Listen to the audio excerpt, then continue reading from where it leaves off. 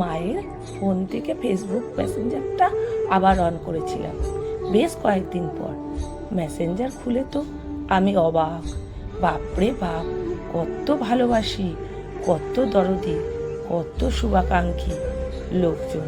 মনে মনে ভাবছিল, তাই আহারে বেচারা, লোকের ভালোবাসা পায় না, এরা যেচে দিচ্ছে গ্রহণ করার মতো।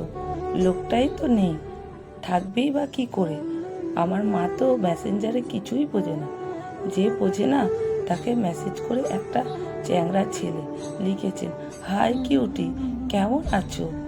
বোঝো ঠেলা। সে যাই হোক, মেসেঞ্জারের মেসেজ দেখেই তিনজনের থেকে 5,000 করে টাকা ধার চাইলাম। মেসেজ পেয়েই দুজন সেই যে অফলাইন হলো। 2 ঘন্টা হতে চলল, আর অন হয়নি।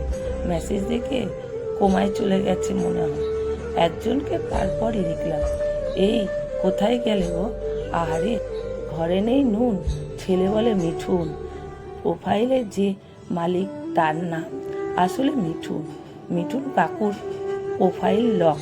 প্রোফাইলের ছবিও ওই অংশটুকু দেখে যা বুঝলাম, শ্যামলা রঙের মস্ত টাকলা, বয়স 40-42-এর কাছে হবে, এক মিনি মুখ। আর অন্যজন প্রোফাইল খোলা, নিজের ছবি নেই, দেখলাম একটা গোকরো সাপের ছবি দিয়ে রেখেছে। বাপরে বাপ, যাকে বলে বিষাক্ত বিষের ফণা তোল্লা ফণিভূষণ। মিঠুন আর ফণিভূষণ 5,000 টাকার ধাক্কায় কুপকাত হয়ে সেই যে কোমায় চলে গেল, আর খুঁজেই পেলাম না।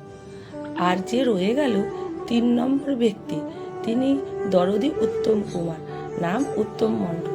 সে আবার 5,000 টাকার বিষ টোপটা খেয়ে ফুল্লর আর 12 মাসার মতো প্রথমে 12 মাসের দুঃখের কাহিনী দিয়ে হৃৎপিণ্ড জয় করতে গিয়ে কাপড়ে চোপড়ে মাখিয়ে শেষে ব্লক করে দিয়ে বসে আছে। তবে উত্তম কুমারের চুলকানি মেসেজগুলো ঠিক এই রকম ছিল, কি করছো? আমি কি তোমার কথা বলার যোগ্য নই? মনা, ভালো আছো তো? লতিকা, লতিকা আমার মায়ের নাম। তুমি কখন অন থাকো? তুমি কি রাতে একা ঘুমাও?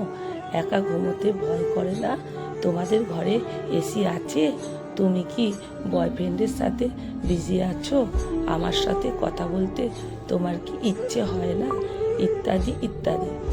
আমার উৎসুক মন তখন উত্তম কুমারের প্রোফাইলে গিয়ে দেখছে অবাক কাণ্ড।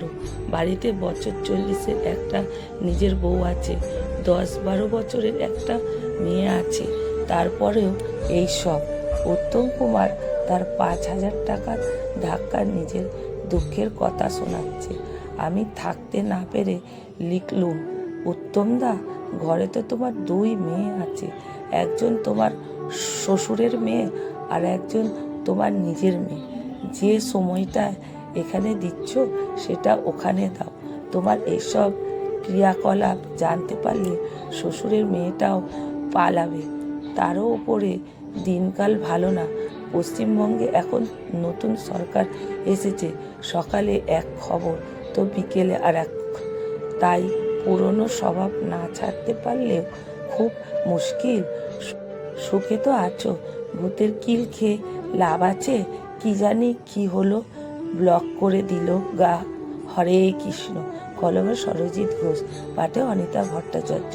ভিডিওটা ভালো লাগলে বন্ধুরা প্রচুর প্রচুর শেয়ার করবেন। আমার প্রণাম ও ভালোবাসা আপনাদের।